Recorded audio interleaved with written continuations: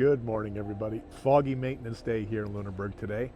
We're just back from our trip up the Eastern Shore and touch on Cape Breton. We left here in Lunenburg and went to help celebrate the opening of Chester Race Week. I think it's the largest yacht race regatta on the Eastern Canada, so it's fun to be part of the opening. We had the team from Gosling's Rum, who are a big sponsor of the regatta, come out to the ship and have a look around and present the ship with Gosling's hats, which was much appreciated. And from there we went up the Eastern Shore to Murphy's Cove, a little tiny community where apparently Angus Walter's sister lived. She got married and moved to Murphy's Cove back in the day. There was a lovely little boat, the Teal Seal, came out to welcome us in, and they were so excited they ran home and baked muffins and brought them out to the ship for the crew. So thank you so much for that. And for all the other people that took the time to come out and say hi to us in the Murphy's Cove. For there we moved up to Arishat. Always a great welcome in Arishat.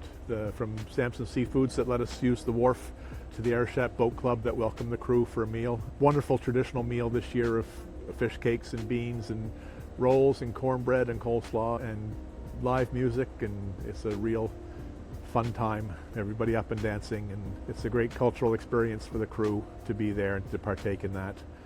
From Arishat back down to Sheet Harbour, which is a lovely port sort of up a river, very quiet and next to a shipyard, so watch big ships come and load cargo and leave. So it's an interesting juxtaposition between the quiet of the country and the shipyard there.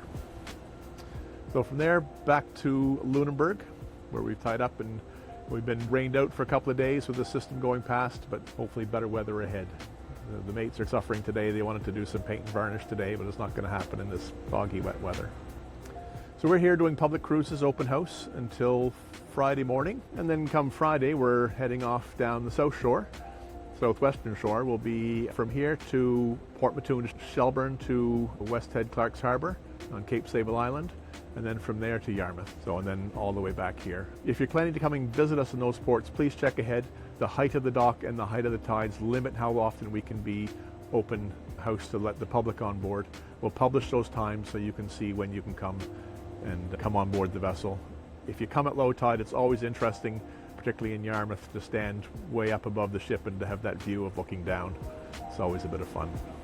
And then just now we're starting to lose our summer crew. We have 2 students that are going back to university this year.